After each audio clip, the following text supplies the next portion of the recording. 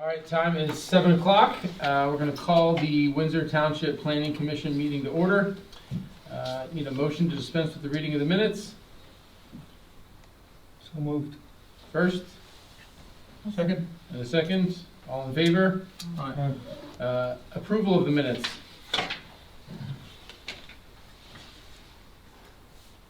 So moved. I'll second. First and a second. All in favor? Aye. Public comments. Jerry Davis is on deck. Yes, I understand this meeting is a special meeting, it's been called, Yes. at the request of the Blue Heron project. And it's my understanding that all expenses for this meeting are being covered by Blue Heron. That is my understanding as well. Are we all in agreement with that? That's my understanding. Okay, Right. just want to make sure we get on record. The other thing is I want to share with the community here and the board, I am at no point at any concern of what's being proposed to be done down there. My concern is there's a long history of township expenses being spent on this project, and it seems to be a moving target all the time. And there's been a lot of extraction, a lot of dollars from both sides of the table here being spent at the expense of the township. And I would like, going forward, that we follow the law that Russell has in his hands. You have something, Russell, from the conditional use? I don't have a physical copy, but I do have, Okay. I had sent an email All right. on October. My point is, there's no objection from my part. We need to make commitments, we need to follow through on them. That's my concern. That's all I have to say. Most of these expenses are pass-throughs because. I don't know if we always get that money back, okay? Well, when they file an application, it's a pass-through. So they're giving us money that we're essentially billing against. So we want to make sure, and I know the Secretary Treasurer is on top of this now, and making sure we're sending those bills on a regular basis. All right, thank you, Jerry. Anything to report on South Schuylkill Property Group? It's on here. We're trying to coordinate a on-site meeting. The improvements agreement is pretty much done. I'm waiting for some comments from the township engineer, but she's only had it for a couple days. So I know we were looking at trying to have an on-site meeting before Thanksgiving, but it's looking like that may not happen. It may be right after Thanksgiving. But that's where we are right now. All right, men of the hour. Okay. Welcome. Good evening. Got some plans here for you guys to look at.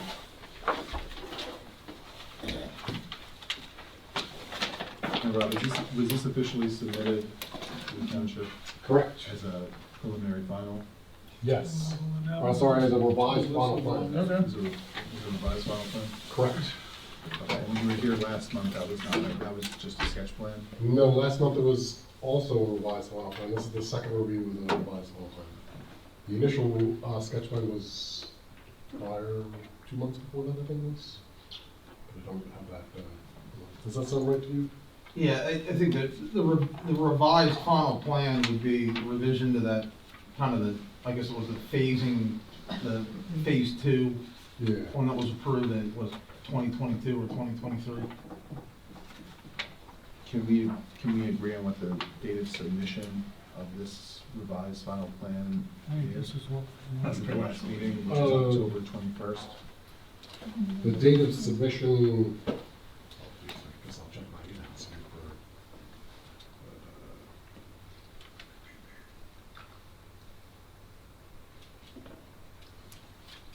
Do you have a copy of the application there, Chuck Russell? I usually don't get that. I don't usually get the actual application. Was it the original submission or this latest plan? I'm just trying to track the dates. Okay. So.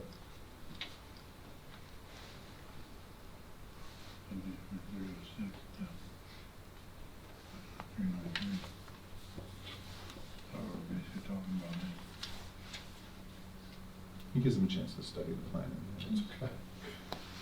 There's going to be some. That's one of the concerns. If you want to email me, It's November 4th. You were emailed actually with the submission. the submission, okay, so, okay, so November 4th was the submission. Of the plans that we have before the planning commission today. Okay.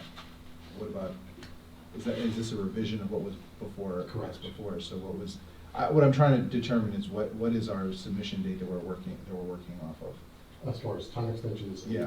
Okay. Give me 1 second to check that. So our last meeting was October 21st.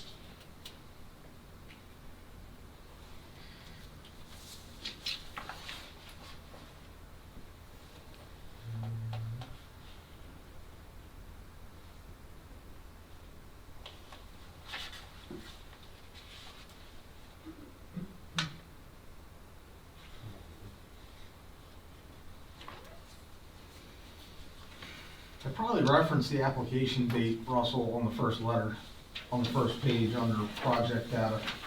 It was the 1st of October. October 1st.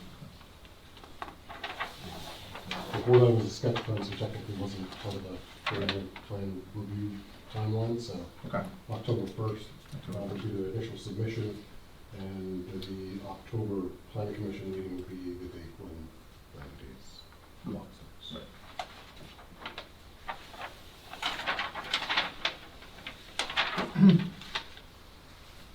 Okay.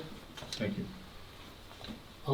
Right, so you guys see, we were here last month, we spoke about this at great length. We went over the concerns from the township engineer and many of the planning commission members. What you see here is a plan that's been updated to reflect those requested changes. We removed any lot lines and layouts for lots that don't have existing structures on them now, whether it's on the south side of the lake or elsewhere. So essentially there's going to be no new dwelling units being proposed by this plan. This is just a... Rob, just for the benefit of anybody that might not have been here before, can you elaborate a little bit more on the difference between the plans that were initially submitted and what, I know you just kind of touched on it with the revisions, but if you could just elaborate on that a little bit for those that weren't here. Sure. So the plans that were submitted in the beginning of October, which was the previous plan submission, was the lot line layout that we showed was a collaboration of previous plans that had been done for the property, showing numerous lots across the south side of the lake on the various different private roads that are there. And sorry, Rob, but many of those plans that he's referencing, they were not approved by the township. They were sort of private plans that had been developed years ago in many cases, that were prepared essentially for creation of the lease lots on the lake. Correct. None of the prior plans for lot layouts, other than what was done in phase 2 on the north side of the lake, none of those plans were recorded as a subdivision plan to actually create these lots legally for the township approval. As such, that was one of the concerns that the township had with the plan that we had presented in October, that we were proposing lots from a layout that was never approved, with no existing residences on them and no discernible direct use for some of those lots, with on the south side where it's to be deed restricted for no new homes to be developed on that side. So what we have here is just layouts for lots surrounding those existing structures that are out there. Essentially, this will clean up some of the mess. Mr. Davis had mentioned before that, this resort community has been in existence for decades, and there wasn't any real regulation or restriction on how things were laid out and how things were proceeding. This should provide defined meets and bounds for each structure, for the property surrounding each structure and lot for lease areas, and there should eliminate a lot of questions moving forward for that. So am I assuming then that all the proposed residences are mobile homes or modulars? These proposed residences over here on the north side are part of the previously approved plan. That's part of the phase 2 plan. I could not tell you specifically if they're going to be modular homes. To my knowledge, They could be modular homes, or they could be, built, custom built on home, or on-site homes. I don't So think the they're phase, regulated for one or the the phase other. two is different conditional use than the initial approach to the project. So the conditional use affects the entire property. So what we're proposing with this plan, we're not making any changes to phase two. Phase two was already reviewed and approved previously.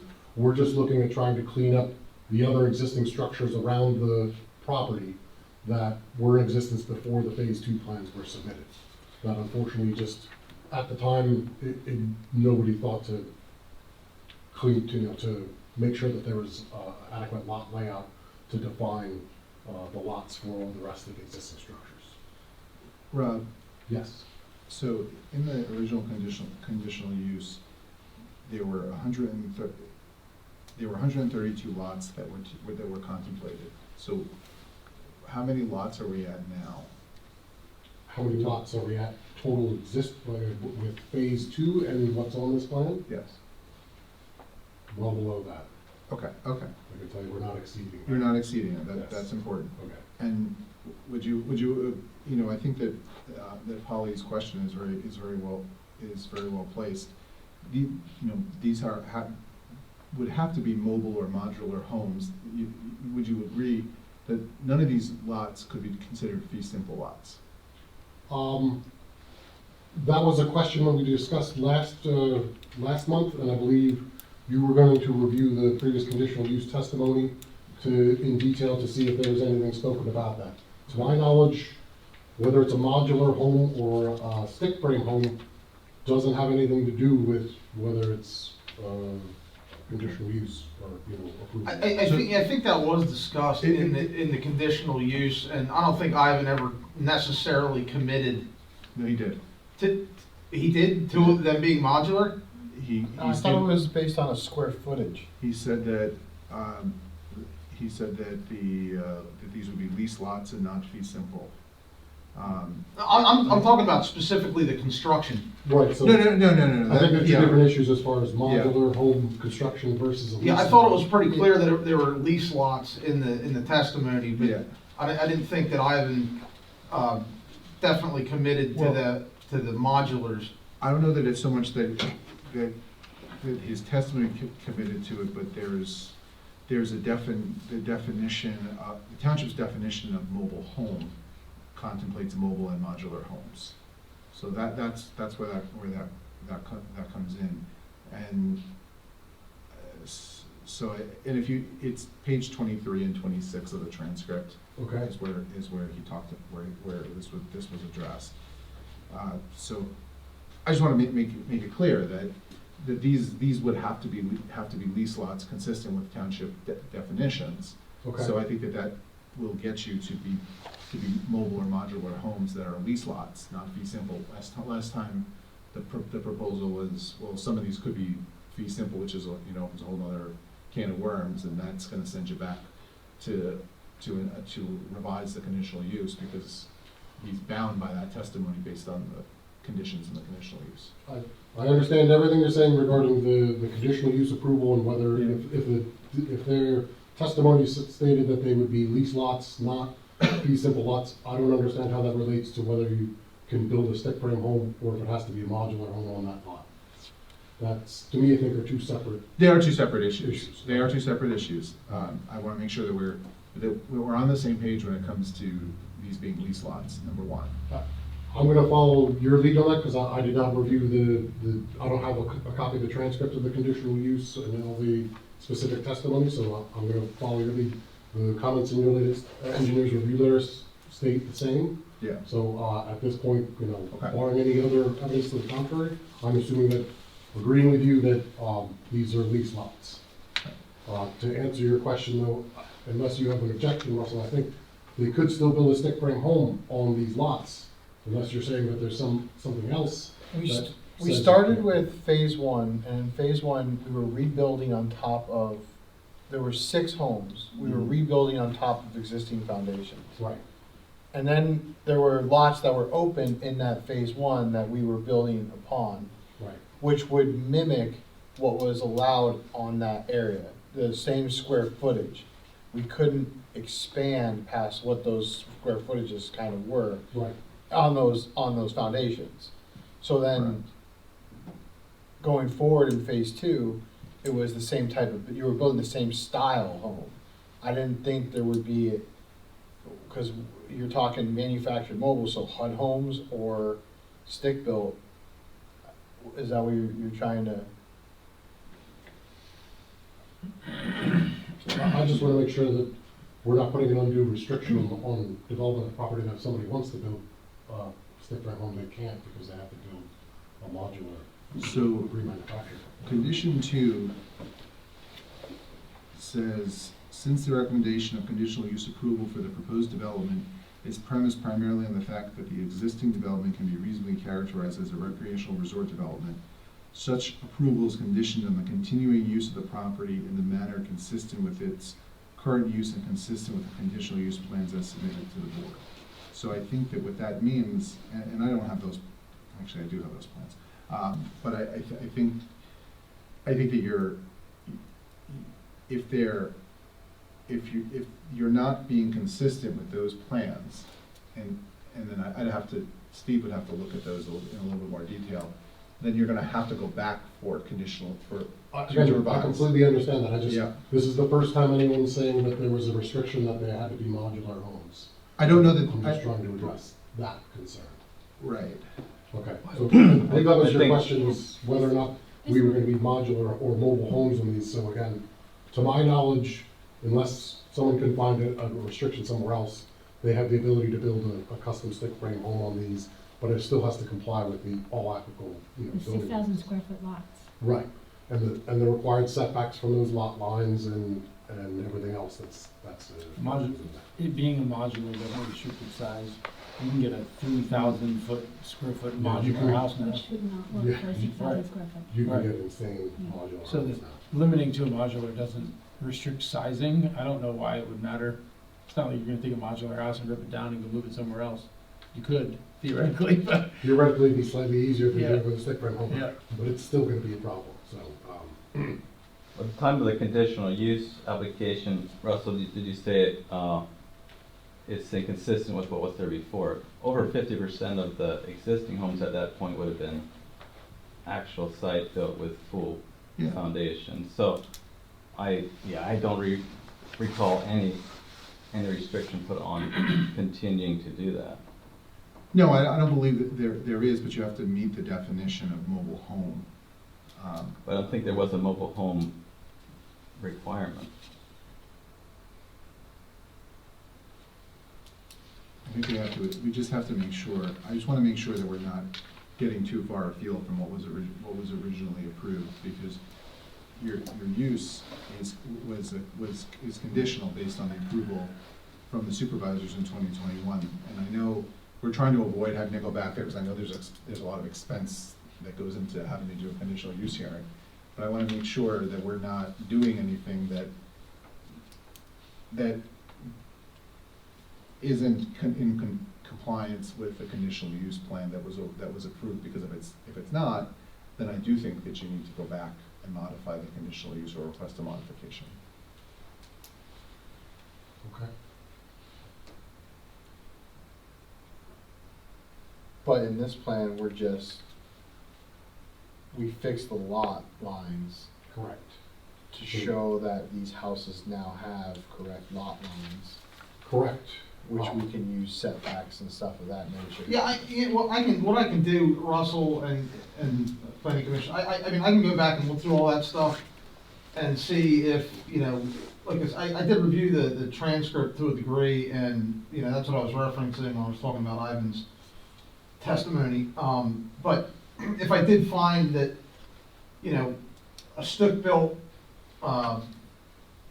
structure would be inconsistent with, the conditional use, that could simply be addressed with a note on the plan that they all have to be modular homes, and if they didn't want to do that, then, like you said, they'd have to go back and amend the conditional use. Well, and there's a note on the conditional use plans that says modular mobile home for permanent or seasonal use must be constructed in accordance with Windsor Township Article 2, Section 201.4, and Section 602 of the ordinance. I think that means if it's a modular home that's being constructed, it has to meet those requirements. I don't think that, I didn't interpret that as saying it needs to be a modular home. Yeah, Right. so you pretty much have to make it permanent. Yeah, You could- essentially, yeah. You're not yeah, wheeling it in and Yeah. leaving it there like Yep. that, you're throwing the foundation Yep. on. Yeah, I would understand modular and mobile to be two different things. They are. Yeah, you're correct. I mean, they're closely related, but they're two different things. But the mobile would be mobile and the modular would not be 'Cause- mobile. Because the whole thing is go off of what it already looks like, so we already had houses there, what they look like, they're being built in accordance with the other ones were existing, like, you know, garage, front, same square footage, nothing really more than a story, you know, so that kind of like, it basically looks like modular homes, so I get where you're kind of saying, you know what I mean? Mhm. I'll look at that specific issue a little more closely and then get back to you guys. Rob, do you have anything else to add? And I'll go through my letter this time. You know, last time we kind of. No, I mean, everything seems pretty straightforward to me. We have, you know, if, I'd still like to go through it just for Absolutely. everybody, you Yep. know. So starting on page 1 under zoning, you know, just kind of a summary of what Rob was discussing in terms of what's being proposed. Essentially, there's 35, you can call them new lots or existing lots, basically lots that are being created for existing structures on the property. 11 of which are kind of at the northwest corner of the lake, 23 are on the south side, and there's one on the east side of Chrisman Road. Again, all of these lots have existing structures on them, you know, some are in disrepair, but they do all have existing structures on them, and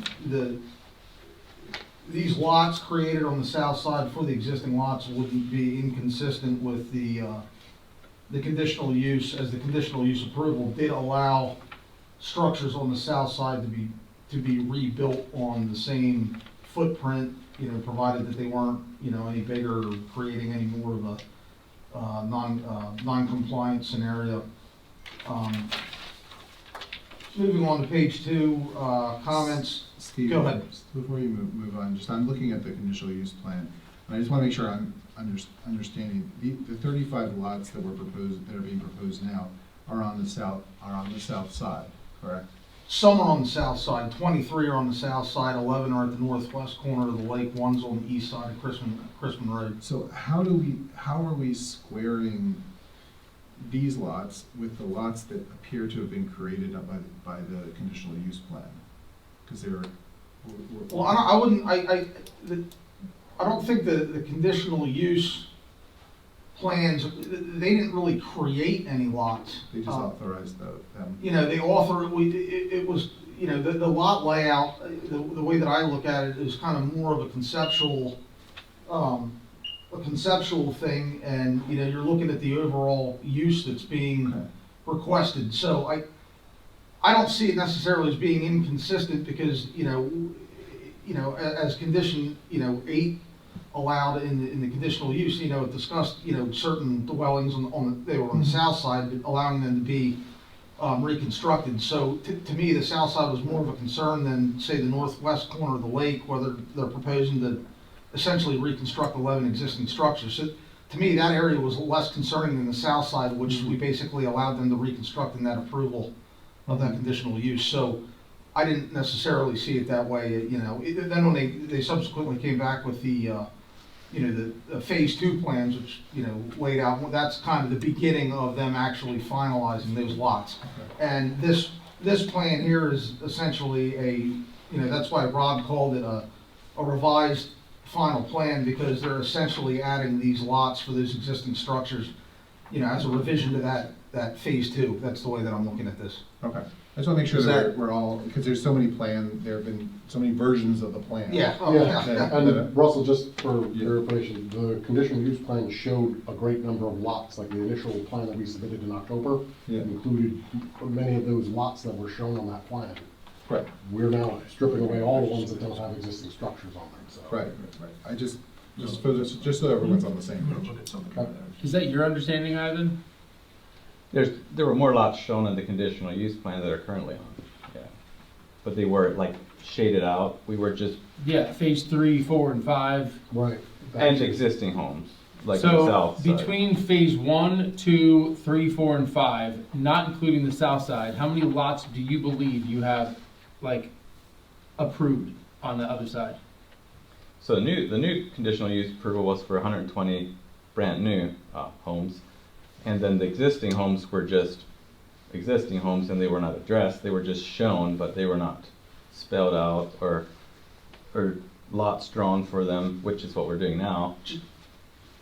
Just so you know, Josh, the other phases that are shown beyond phase 2 on the north side there, they're not approved yet. They would have to come back in, like for phase 3, phase 4, phase 5.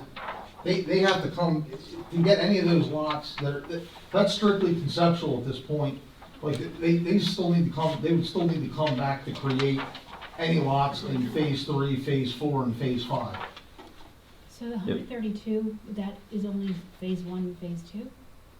No, I think that was, is the 132 what's referenced in the? I'm trying to get to the point of what 132 means, because I think that Ivan thinks there's a lot more here than there's 132, and we're now including all of this into the 132, and I'm just making sure that we're all on the same page. Well, and that's what I'm trying to do too, Yeah. Josh, is because I'm looking at a conditional use plan that has 132 lots that were, I don't want to say approved because I agree with Steve's interpretation that the use is approved, but not the actual, you still have to go through the land development process. I think. Yeah. So they were laid out. There were 132 lots that were laid out. I think part of the confusion is that the south side really wasn't addressed in the conditional use, although the conditional use approval applied to the entire property. Now, that's not totally correct, I guess, but because there was a condition, like I said, condition number 8 in the conditional use approval that did sort of address the south side, Right. where it said that they can rebuild the houses that are on the south side. It didn't really contemplate, a plan that was gonna formally Right, create that lots. plan was only for the north side of the lake and had nothing to do with the south side. Like, that was a big grayscale nothing, and we said, can't do anything but rebuild what's already there. So I would have assumed that the 132 was on the north side and had nothing to do with the south side, because that's why we're revisiting this. No, there are lots on the south side on the conditional use plans. That was part of the 132. Is that your understanding? My understanding was that all existing homes were not ever even Really addressed. counted or addressed. It was I'm just confused. existing ones. Yeah. I'm completely confused because I thought we were just discussing page 2 of these plans, the south side, South Shore Drive and Mountain View Lane. So we are talking Period. about the south side, period, but the And- south side is all part of this recreational community, which is a bigger picture that was talked about prior to even you being on the board. 'Cause Yeah. It was 2 years ago, 2021? It was 4 years. 2021. Yeah, 4 years ago. So a plan was approved 4 years ago that had this area on it, but I didn't think there was any lots specified at that time. Just to clarify, 23 of the 35 that I referenced in the letter are on the south side. There are 11 on the northwest side and 1 on Right. Crispin. But all of those lots have existing structures on them. When the conditional use plan was submitted, it really didn't address creating any lots for the existing structures other than what was called phase 1. Is that That's my Is that understanding. right, Rob? Phase 1 and 2 is Well, what was. I think As this far needs as to be 46 laid out, houses. phase 1, phase 2 specifically, the number and the location of the lots. Anything else, if this is phase 3 or whatever phase this So is. this is no phase. I would actually consider it a revision to phase 2. I mean, if, or you could call it a revision to phase 1 and 2. I mean, phase 1 and 2 are already approved. He's not allowed to build anything new over here. So this isn't Well, unless this it's on the is footprint of at something. will. He can rebuild these as long as he gets permits and whatever. My question- These can be rebuilt on the existing foundations.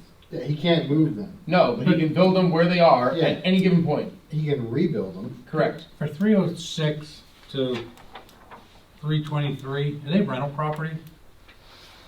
Right now? The south side. Right here, this side, south side, 306, West Heron, to 323, is that rental property right now? Most of those are owned by the tenants and they just lease the lot. They are owned by somebody, okay, not you don't own them. Some of them are 99-year lease. They homes. shouldn't be Um, rental properties. They're all, Okay. That's, they're all, yeah. No, you're saying that they're leased lots, right? Not rentals, but. you ask The him if homes they're. are owned, My right? question is, if you make these lots, and you're gonna sell it, right, you're gonna sell these? No, they're they're already lease owned. lots. They're lease They- lots. They would own the They own building. the- Why sell don't they houses. have like updated roads? Why didn't mandate them to make the roads a lot nicer, like the other phases? Well, that was, the idea was if we were to try to approve the lots, there used to be structures all along here. If we were to try to get those again, we'd have to widen the roads and stuff. So the idea was we don't try to get those homes back, we just keep what we got, we leave the roads as they are, and we just define, since this map was never cleaned up, phase 1 and 2 are very clear, 3, 4, and 5 are conditional use approved, also very well defined. We're just cleaning up all the existing and showing lots that are, meeting the requirements of phase 1, 2, 3, 4, and 5. Yeah, like Josh said, those buildings right now, without this plan, can be rebuilt without him doing a thing to the roads. All of this right now is for a homeowners association that we requested and was supposed to be done like 2 years ago, or 4 years ago, and hasn't been finished. And one of the reasons is because these people don't have defined metes and bounds on what they're responsible for. So Okay. the HOA can't enforce anything. At the end of the day, this whole side is grandfathered in. That's why he doesn't have to update the roads to meet new requirements, because the houses were already there, the roads were already there. The houses are already existing.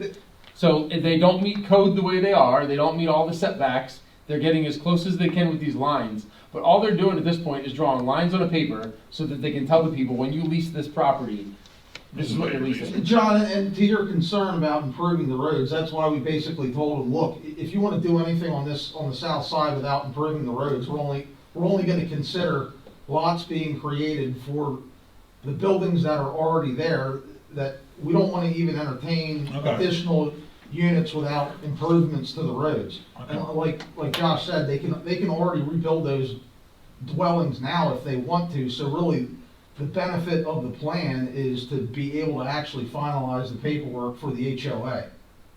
Are we gonna require lot markers, corner markers? Yes, that's a requirement that's a requirement for the subdivision plan approval, to pin lots. Is this a subdivision? Yeah, Okay. yeah, creating lease Land lots is a development. subdivision. That was not clear last meeting at all. We talked a lot about the lot markers, Right. but I thought where you came down on it was that you wanted them to Yeah, be pinned. right. That was always my interpretation. Yeah, but some of them can't, right, because some are in water and. Right. Well, yeah, some of the corners are in the lake, I guess in theory you can require them to do that, but, yeah, I mean, the fronts of the lots, and, where they can pin, you certainly have the right to require that. I mean, Does the that's in subdivision. zoning book say that it's required? Yeah, the subdivision and land development ordinance requires that the lots be pinned. Most of the time, we get a request for a waiver on that. I think this is the situation where you would not recommend that waiver be granted if it's requested, because I think it's really important to have that pinned. You have a comment, sir? I guess, yeah, I've not heard that on other developments, I'm not sure why the concern would be that these would be pinned. I mean, most new developments get pins in them at the end of the project, don't they? Yes, Your survey, yeah. so, They're supposed to. yeah. Well, Yeah, in theory, yeah. In theory, yes. Otherwise, how do you know what you own? I mean, if you buy something that was 100 years old, it wouldn't have pins in it. It might have a pin. I survey houses that were built 3 months ago. I survey lots with houses that are over 100 years old. Lots don't get pinned ever over whether it's 2 months or 15 years. I thought we brought that up with like the Gretz development there, that ain't pinned, right outside of Hamburg. The semis, they're not pinned. It happens. It all depends on. Sometimes they get ripped out, I mean, it's Sometimes they not. get ripped out. Sometimes the pins get set before construction, and then in the process of doing construction, they end up ripping the pins out because they have to grade up to the lot lines, or over lot lines. And then they just don't ever go back and get set.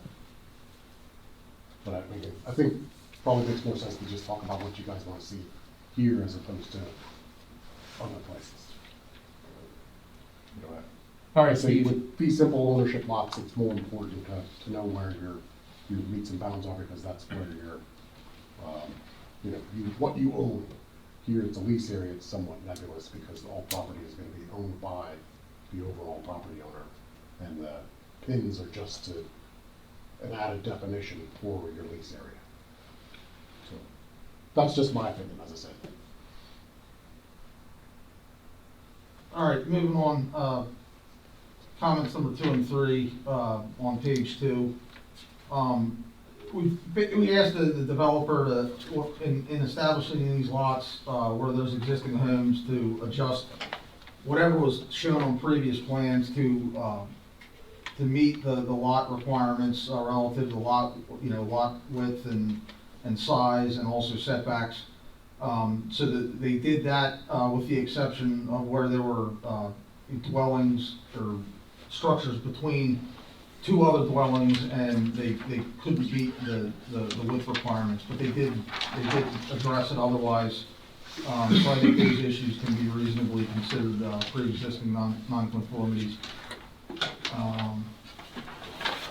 The campground area, the ordinance requires daily registration. Ivan, I don't know if you've kept that, but that is a requirement. I don't know if that's something that we want as a condition of this approval to make sure that that's being done.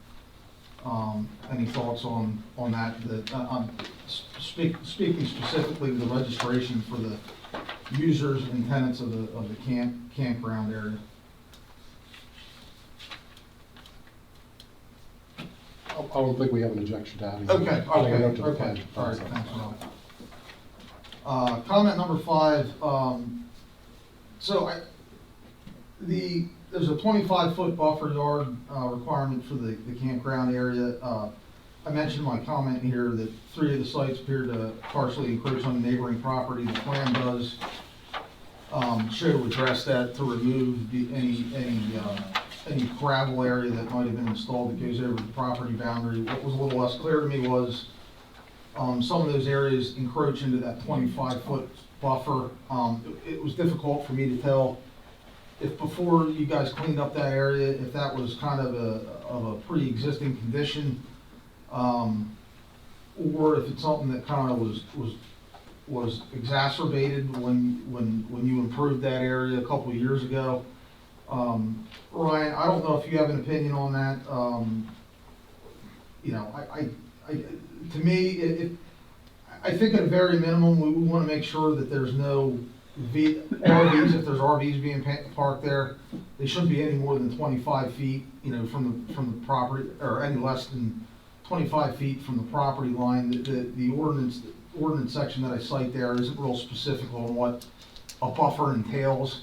I think it mentions a fence or something if you can't meet it, but, so I think there needs to be some effort to make sure that that buffer is being complied with. Is that something you're willing to entertain on the plan, or otherwise, variance could be in order? Yeah, I think, Ivan, would you be agreeable to put in a note restriction in the plan stating that RVs can't be parked within 25 foot of the Or property? maybe they could put something in there, like some kind of stops or barriers to keep them from, Wheel I don't stops. know if the neighbors We can do there. it. The only thing I'm gonna say to that is there is, which, yeah, I don't wanna change that, move that, but there were, like sewer grinder pumps, and I think even the one manhole is within that 25 foot. Yeah, I don't know if, I think there probably was. I think the intent, like typically something like that, I would consider a utility. I think the intent is to keep the activity from 25 feet. So to me, that means parking, any campsites themselves, any buildings, and that doesn't appear to be an issue. So I don't think anybody's gonna, the grinder pumps or the connections themselves, I don't They can think. be, yeah, that's I fine. think as long as the RVs are made sure to be, comply with that would be the, Yeah, we could show it on the intent. on the plan and do something like put stops up. Like say some of this utilities even met at, I think the mapping must have been different or no requirement at that point because the stuff from 40 years ago is within that range. Yeah. Comment number 6, applicant shall submit to the township documents creating and governing the organization for the ownership and maintenance of common open space and recreation facilities. It is noted that addressing this matter prior to subdivision plan approval was a condition of conditional use approval. That hasn't been done yet, so that's going to need to be a condition of this approval, that gets taken care of. Section 6014 stipulates that any new building shall be erected on a lot adjacent to a street that complies with the requirements. This goes along with what that John brought up. While we're entertaining allowing these lots, we've already recognized that the original conditional use approval allows the buildings on the south side to be reconstructed on their existing foundations where they're at without any improvements to the road. So if we entertain that, that's one thing. This obviously doesn't, if we allow that, that doesn't mean that if there's ever a plan that comes in to create other lots, additional lots on the south side, or anywhere else for that matter, that we can't allow, we can't impose the street requirements, so street width, right-of-way width requirements and that sort of thing. So that's what I'm pointing out there. Comment number 8, this is a reference to the condition 8 of the conditional use approval that stipulates that the south side of the property needs to be deed restricted.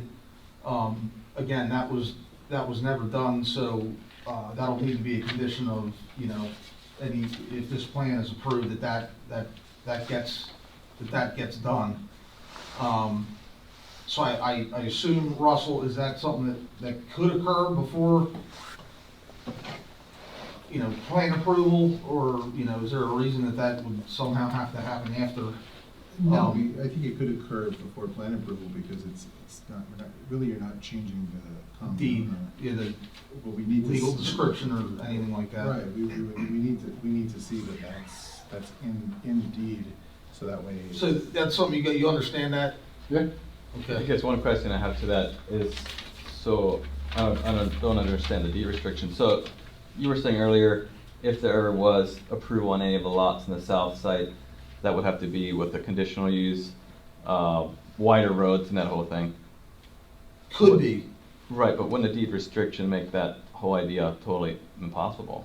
if you- the deed No, restriction, the deed restriction language can reference the conditional use. It just basically says, as restricted by the In conditional use. theory, you could go back and amend your conditional use to try to get rid of the, The deed restriction's only pertaining to the So if the conditional. language of the deed restriction references the conditional use, if you get a new conditional use, you can then remove that Alright. deed restriction.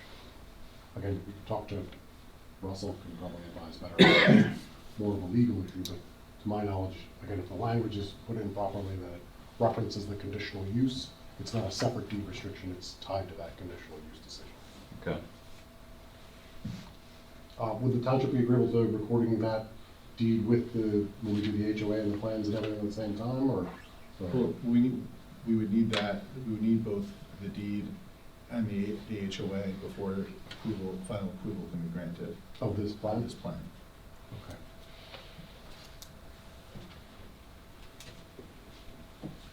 moving on to page 3 under Saldo, waivers being requested just for the plan scale. It's a large property, so the 1,000, 1 inch equals 1,000 is reasonable instead of the 1 inch equals 800, that's fine.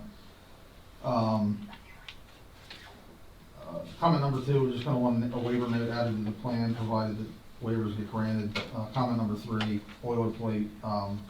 certification of ownership needs to be provided. Comment number 4, this is similar to the comment under number zoning that dealt with the roads. The waiver request that we allow the lots to be approved as shown without improving the roads. Similar to that, comments number 5 and 6, they're asking for no curb and no sidewalk. There's no curb and sidewalk out there now or anywhere close to it, and again, there's already structures on all the lots that are being created, so to me that those are all reasonable. General comment number 1, Rob sent me correspondence from the fire chief. Evidently, he doesn't have any concerns specific to this plan. And then comment number 2, I'm asking that a note be provided on the plan that all of the proposed lots, including what's shown here, are included in the HOA, and that they're all lease lots, and that fee simple lots are prohibited. So that's all I have. So Russell, what steps we need to take to get a copy of those minutes? Like, are those accessible, or what? Of what? Of the minutes where you say that Yeah, I think so. that it was agreed I'm gonna 4 take years all ago of to it. do not have Yeah, fee I'm gonna take symbol. all of them. You mean the All transcript? of them, Yeah. you guys. Seth may have it. I mean, it's the court reporter's transcript. If not, if you do a right to know request to the township, I don't see why we wouldn't be able to provide it to you electronically.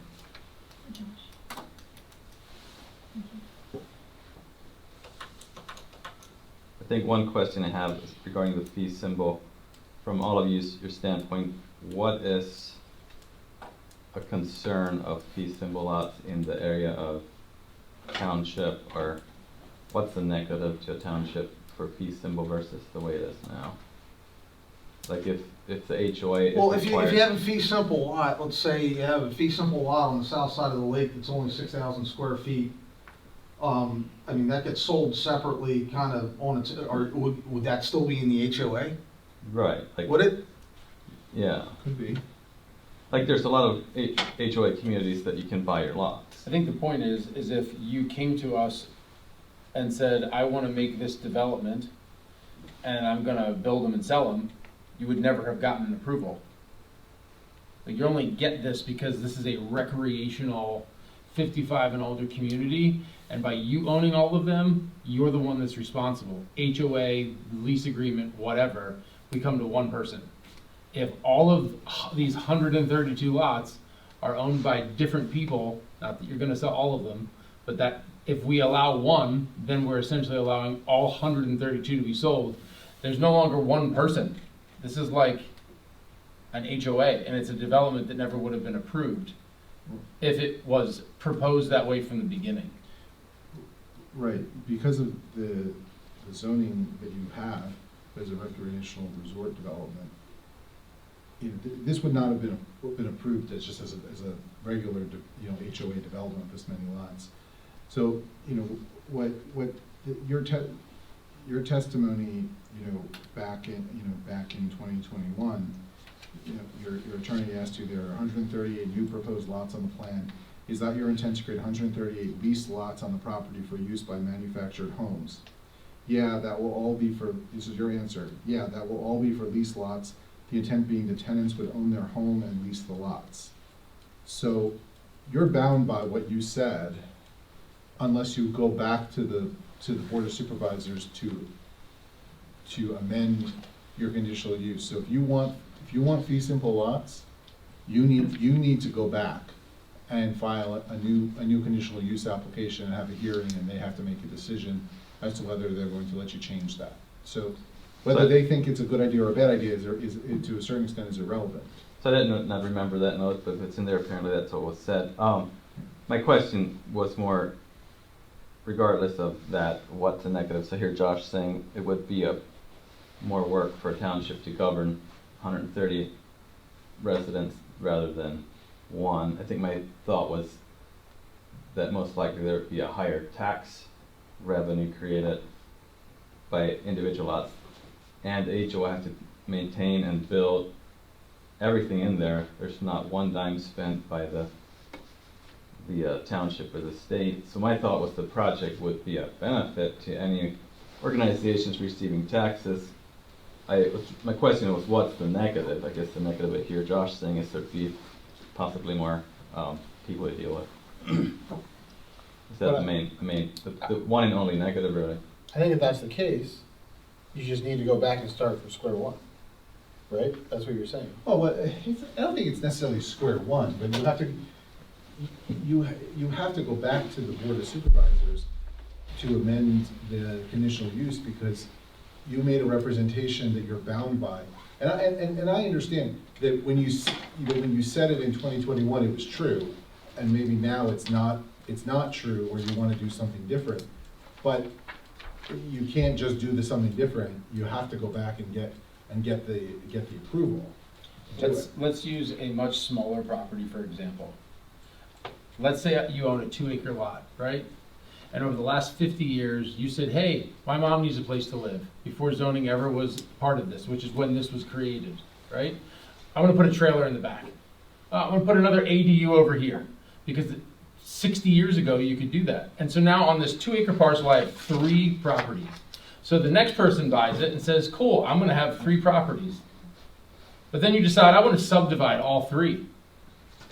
Well, the setbacks weren't set up correctly for having 3 lots. Easements weren't set up correctly to have 3 lots. Like the lot minimums don't meet current requirements. So you can't just chop it up into different sections and then sell them all off, because the property was never intended for that, and that's kind of the situation we're in.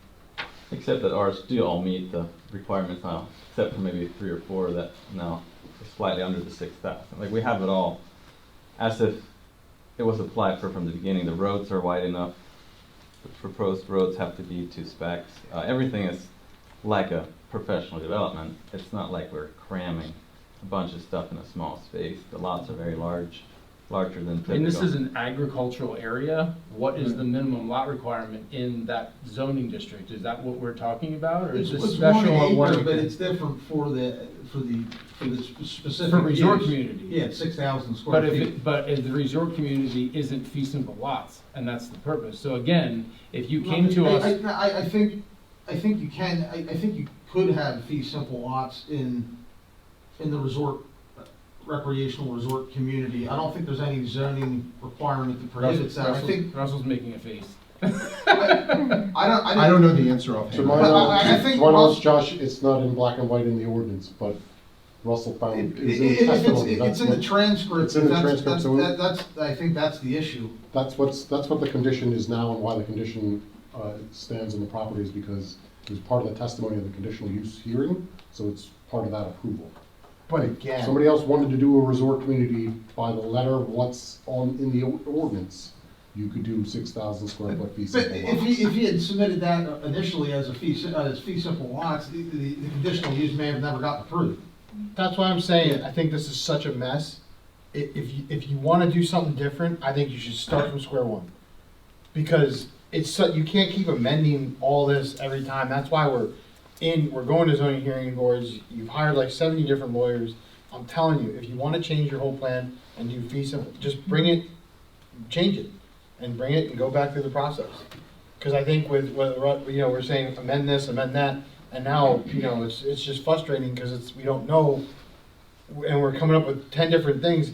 If you want something different, you gotta do it different, but you gotta start square one. You wanna do this and just keep with your over 55 community that's recreational, then just keep going with this. But I wouldn't go so far with something one way and then be like, I wanna do it this way. You know what I mean? And I do understand all you guys' frustrations of what appears to have been jumped back and forth. Just for my defense a little bit, we thought we finally had approvals to build homes, and that's what the plan was. Funny, build new homes. And then Med-Ed says, oh, we're not gonna give you power, so it's like, oh shoot, I gotta do something to generate income, so change your sites, look at the south site, there's a number of dilapidated homes, fix those up. Get that taken care of till you figure out how to get power. So it's not necessarily jumping back and forth because of, hindsight now, I should have, And I did, I asked Med at day one, he said, well, they're not gonna look at it till I have these plans. But what I should have done is hired some outside person to say, is there infrastructure here where I can require them to give me the power? And I would have found out that they have the ability to say no without me giving them $2 million. So that's my jumping around was, and I know that doesn't matter to any of you guys, it's just, that's some of why we have been shifting gears, because keep running into dead ends, and it's like been extremely frustrating. I thought we finally had something we can, start building homes, and then it's like another dead end. So it's like, okay, so let's go look at the south side. I found some buyers that say, yeah, I would pay to rebuild these homes, but could we just move them a little bit? And I said, I'll find out. And so I found out that that's not that simple. So now they're saying they're okay rebuilding them right where they're at. It's not what we wanted, but we'll do that. Just trying to find ways where we can clean up the property and make progress, and keep it as close as possible to something that if you guys drive through there, it's something that's an asset to the community. So Med Ed won't let you build another single home going forward? Verbally, they said they might give me up to 10, but that's it. And then they want 1.8 million. They want 1.8 million to build They more do, homes. if I want more than 10, then I have to give them 1.8 to upgrade their infrastructure from our community to Virginville, which yeah. I've talked to a number of developers who said they've done a lot of developments and they never ever paid Med Ed. I've never heard that. So Rob, what are you asking for then tonight? The waivers and? Waivers, and if the planning commission, so we went over, we looked at the lot layout, I don't think anybody has any concerns. You've seen that we've tried to make the lots as compliant as possible. There's only a few places where we're not providing the 6,000 square feet or the required, setbacks, but that's limitations as to where the existing structures are now. So, we talked about the other factors of planning, the other comments from your township engineer's review letter. So, right, we would ask for consideration on the waivers, and if the planners are agreeable, to, offer a conditional approval of the plan to move it forward to the supervisors. Jerry? Yeah, I have a question. Thanks for letting me speak. What is the concern I heard at the last meeting about the status of the dam in need of repair? So And how does that that's an affect- unrelated issue, but that's a federal DEP issue where they say, in a sense, they changed their, the Army Corps approved the design, but now they changed their numbers and they're saying we need to be able to handle 3 foot of rainfall in 24 hours, which that pretty much knocks out most dams from being in compliance, including ours. They're saying the structure is not necessarily bad. They don't have a real problem with the structure. And I offered to upgrade and put big valves and stuff in, but they said even if I do all that, they're still not going to not condemn it because I need to be able to handle 3 foot of rain in 24 hours, which is in effect making the Army Corps design spillway and dam like 3 times bigger than it is now. And in all recorded history, in the 50 plus years of its lifespan, it's never been, even with the Agnes flood, over 20% of its capacity. So it's a crazy demand. I could see it if we ever would have been over 50% capacity or something like that. You said 3 feet of rain Yeah. in 24 Hamburg hours? would be- They Hamburg went would be from, gone. they went from 100-year floodplain to 500-year floodplain. Yeah. They call it the PMF. It's a probable maximum flood, and they pulled that number out of something they They'd think. be missing half of Windsor. So my question is, how does that impact everything that's being asked for, the HOA and everything else here in this? It doesn't impact it at all, except it would just make it much harder to sell homes on top of everything else. I mean, if you'd have so DEP is telling me I could, since it's already an impacted area, they'd probably work with me and allowing me to build, 5 large ponds and things like that. But that's not where I want to go. So ultimately, you might need to breach the dam and remove it. Yeah. Worst case scenario, right, the dam would be removed, the lake would be drained, and then he would have to be forced to create additional recreational space Right. within the footprint of the lake to provide benefits for the residents. That's yeah, obviously the worst case scenario, but as he said, again, from all the information I received from Ivan and from the limited discussions that we've had in the past, there isn't a structural concern for it. It's a matter of, as he said, like the dynamics of what standard has changed and whether it's realistic or not. It's the new standard that they're. I sent you that contact for the Army Corps of Engineers, right? Did you talk to that person? We did contact them, but they seem to be underneath Oh, DEP. okay. Because they helped Hamburg with the whole situation with the. They did core drilling and all of that, but DEP wouldn't clear them, they just kind of stopped talking about it. Sure. But Because DEP's better than Army Corps of Engineers. Absolutely. Sure. Sure. It's a joke.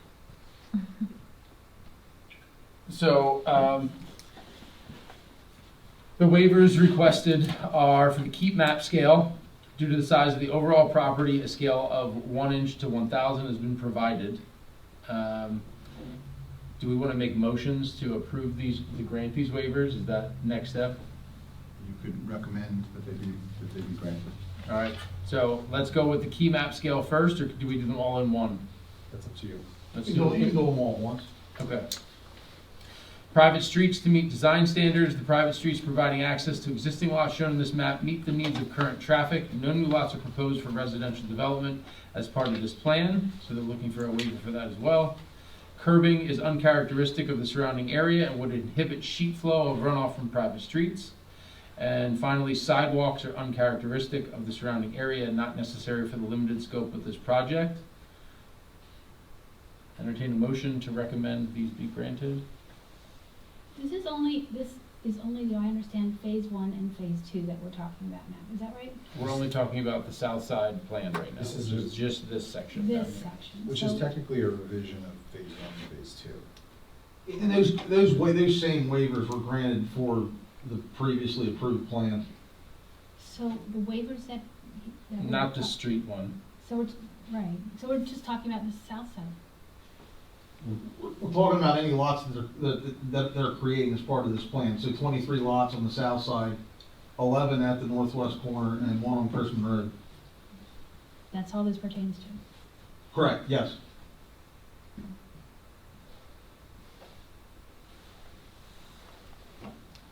I motion to approve it. It's grandfathered, really, so it's. First and a second. A second. All in favor? Aye. Any opposed? I guess I got all ayes from everybody, so. Are we at a position that somebody wants to make a motion to suggest this be approved to supervisors? Well, it'd be recommendation for conditional approval. Yeah.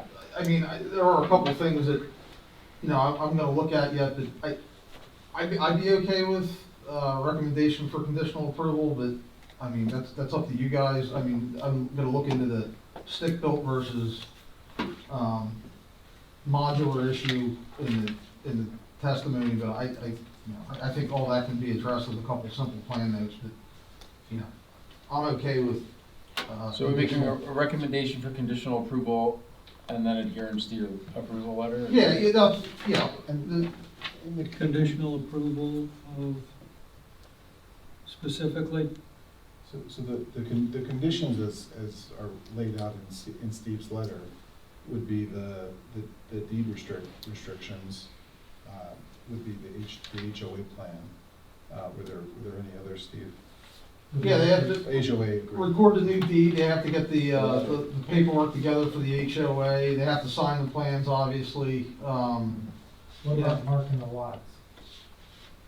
Yes, that also, the plan note for that, we'll reiterate it on the plans that lot pins will be required. So all that will need to be addressed, but it just won't have to come back to the planning commission. Or you can force them to come back if you want, that's up to you guys. So with you looking at the leased land property, can we request a waiver on that, the pins? You can, but it doesn't sound like you're gonna get it. And technically, it's supposed to be in writing, I mean, I don't know. If you want to discuss it, now is the time, because they already voted on the rest of the waivers, but I mean, they all kind of pretty much said that they want to see these lots pinned. So, There's no one requesting it in the whole community. I mean, there's communities everywhere that don't have them. If there's ever an issue, we have these recorded plans. We can hire Rob to come and pin a specific property if there's ever a concern about a. Russell, is there a problem with entertaining a waiver without a written request for it? I can make a written request right now. Okay. I'm not worried about that, because Rob could always send a letter tomorrow. Okay, all right. You know, with the written request. Do we want to take a?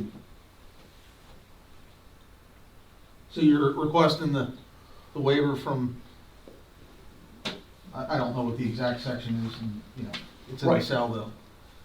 So we would like to discuss with the planning commission now the possibility of a relief from the requirements to set pins on the lot corners.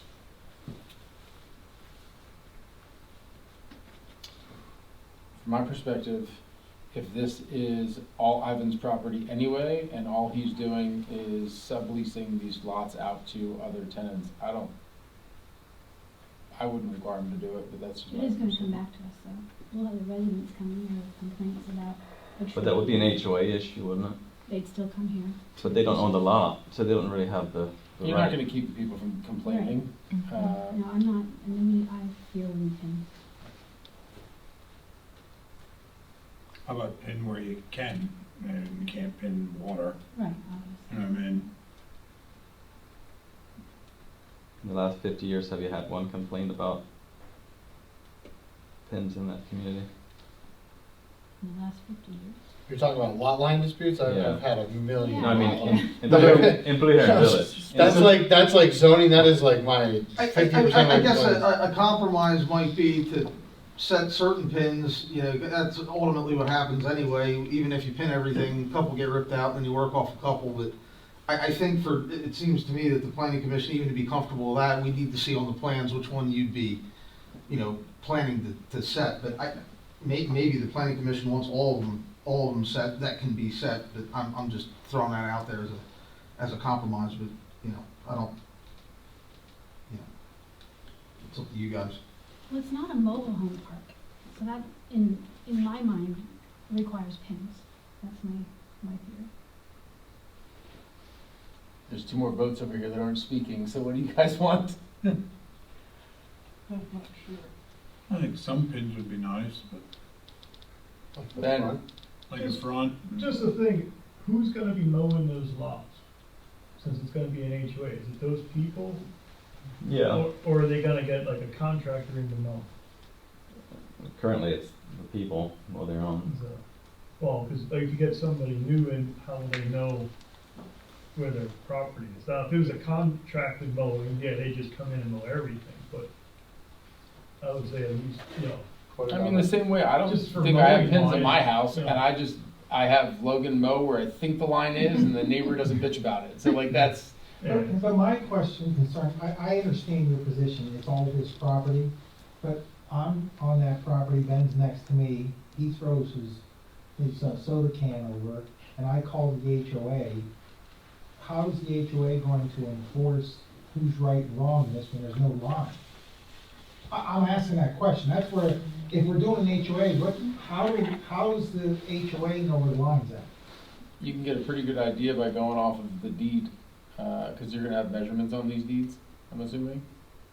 Right, the lease agreement is essentially what it is, like we're talking about lease lots, so they're, you know, they don't get a separate deed, they have but this would give the ability to provide a meets and bounds description for the lease area, yes. So I think Jerry, I think his point is, there's not a whole lot there might not be a whole lot to measure off of. You know, what good's a 50-foot dimension if there's nothing to measure from? You know, so getting back to kind of what I was saying, you know, maybe just having a couple set, and But if you think of like all the towns around here, anyone has an argument, can you find any pin in Hamburg? There's no pins. if you can't find anything, then they're calling Rob to come out and survey it, I and found some pins in Hamburg, but, you know. I have it's taken, stones on my twice a year. farms. axles, and Yeah, it's like piled stone. chestnut stumps. Couldn't there just be something in writing What about that, the that if front? there is a dispute, the Blue Heron Village has to pay surveyor to come out and pin any dispute? any disputed lot line. Like, the whole thing could be pinned for thousands of dollars, and the pins are gonna be disappeared, and you're back to the same place. Like, nobody knows where the pins are. If there's a dispute, you have to almost get people have gotten surveyors out 3 times on the same property over, span of 20 years because they disappear, and then there's an argument again. I think pins are removable. Unless all the pins are removed completely,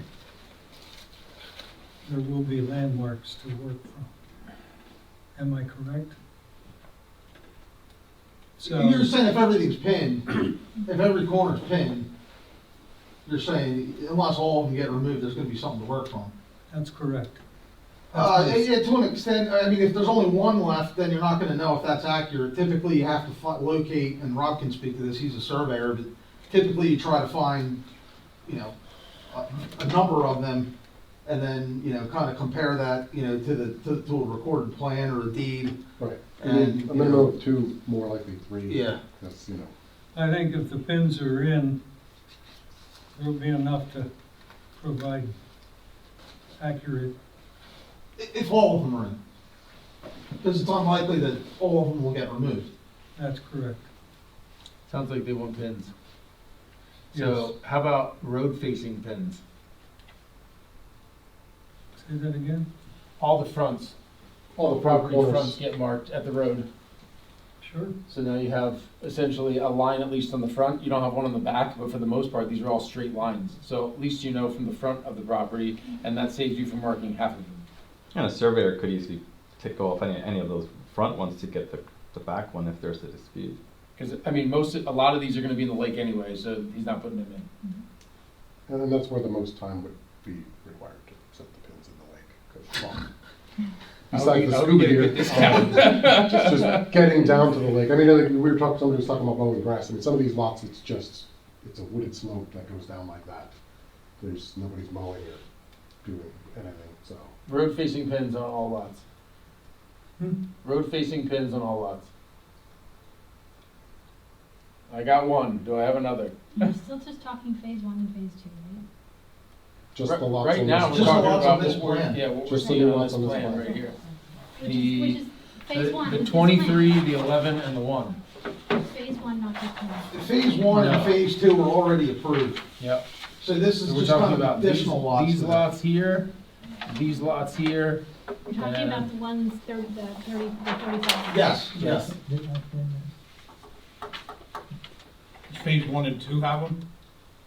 In this new development, do they have? Well, all it their sounds like pins? there was no waiver requested, so technically they're required on those too. Yeah, I don't recall, John, I'd have to look at that plan. I didn't know if you Yeah. knew. Front facing. You get whatever legality language you can put that in, like Is that a partial waiver? road facing. Do you wanna like write that on our waiver sheet, I guess? Well, no, I'm just saying, I mean, is it, because I'll, when I write my new waiver letter for this, I'll just Yeah. say, like, is this a partial waiver that we're doing for this then? It would be a For partial. pins along the frontage. So we're requesting that pins shall be set on the front lot corners. Yeah, whatever's considered the And frontage. the rear corners will be omitted. Front next to the road, some people might think front means lake. I'll say on the road access side. I think if you put them in at one time, but they're taken out, like he's saying, he shouldn't be responsible to keep putting them back in. I mean, if somebody knocks them out because they're mowing grass or does landscaping, I mean, that's not on his. Well, But I think- don't use 16 penny nails, use a railroad spike. I think for first time it would We be, use a Rebar. 2-foot long rebar. Yeah, there you because I go. think anybody who develops any land Sure. anymore has to have some type of marker. If you lose it because you mow grass or you knock it out for this or that, or. All right, And then it's on you, then it's on the I property need an owner. to do official it. motion for the rear yard markers to be waived. Yeah, on I'll this, second it if on you this first. 35 pieces of, I don't have Yeah. a problem with that. First and a second and not a problem. Any opposed? All right. Now this plan.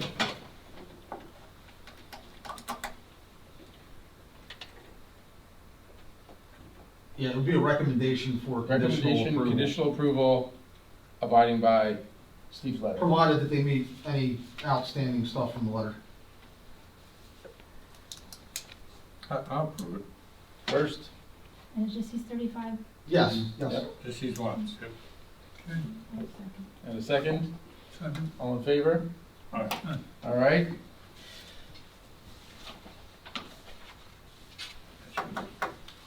Anything else? No, that'll do, thank you. Much appreciated. Assuming there's no new business, considering this is what we were here for. Any other planning commission concerns? Okay, thanks again. Happy Thanksgiving, everybody. Thanks for coming. Meeting adjourned. Thank you.